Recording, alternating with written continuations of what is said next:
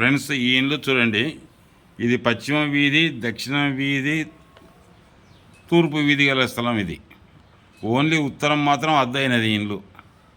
ఇక్కడ ఉత్తరం అద్దయింది, ఇక్కడ దక్షిణ వీధి ఉంది. పశ్చిమ నైరుతి మాత్రం బాల్కనీ వేయించినాడు. బాల్కనీ అంటే సన్సెట్ వేయించినాడు. ఇక్కడ ఆగ్నేయం మాత్రం మూత వేసినాడు. వేసి ఇట్లా తూర్పు ఆగ్నేయంలో ఒక డోరు పెట్టినాడు. వాస్తవికులారా, ఈ ఇల్లు ఒక్కసారి చూడండి. దక్షిణం వీధి, పశ్చిమ వీధి, 3 దిక్కుల వీధి కలిగిన స్థలం. ఆ ఇండ్లు వీధి కలిగిన స్థలం అయితే ఆ ఇండ్లు దక్షిణ వీధి వెంట నిండా నైరుతిలో మాత్రమే బాల్కనీ వేసినాడు. ఈయన నైరుతిలో మాత్రమే బాల్కనీ వేసినాడు. దానికి తోడు ఉత్తరం హద్దు చేసి నిర్మించినాడు. ఉత్తరం హద్దు చేసినాడు.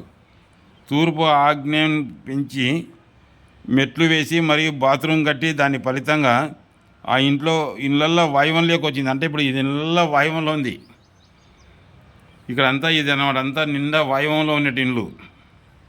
దాని ఫలితంగా పెద్ద కుమారుడు భార్యను విడిచి వేరే వివాహం చేసుకుని భార్యను విడిచినాడు. దాని ఫలితంగా వాయువంలోకి వచ్చింది ఇండ్లు. దాని ఫలితంగా పెద్ద కుమారుని భార్య విడిపోయి ఆమె వేరే వివాహం చేసుకుని సుఖంగా ఉన్నది. ఉత్తరం హద్దు చేసి కట్టడము, నైరుతి బాల్కనీ వేసి దానికి తోడు తూర్పు ఆగ్నేయంలో ఒక డోరు ఉంది. ఇక్కడ దక్షిణంలో ఒక గేటు ఉంది. తూర్పు ఈశాన్యంలో ఒక గేటు పెట్టినారు. పశ్చిమం దక్షిణం వీధి అయి నైరుతి బ్లాక్ అయినందున వాళ్ళు బాగా ధనవంతులు. తూర్పు వీధి, దక్షిణ వీధి, ఆగ్నేయ బ్లాక్ వలన, వాయువు మూత వలన, వారు ఉత్తరం హద్దు చేసిన దోషం వలన ఆ ఇంట్లో పెద్ద కుమారునికి యాక్సిడెంట్ జరిగి 5 రోజులు కోమాలో ఉండి మెంటల్గా ప్రవర్తిస్తున్నాడు. అలా పిచ్చి పట్టినప్పటి నుంచి భార్య దూరమై రెండవ వివాహం చేసుకోవాలని అతను ఎంత ప్రయత్నం చేసినా వివాహం కాలేదు.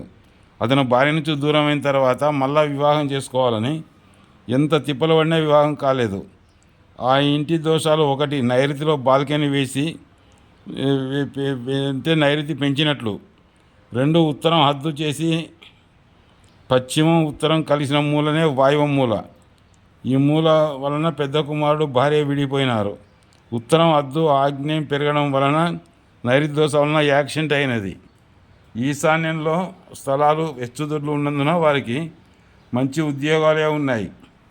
ఆ ఇంటి ఆడపిల్ల అమెరికాలో ఉంది, మంచి పొజిషన్లో ఉంది.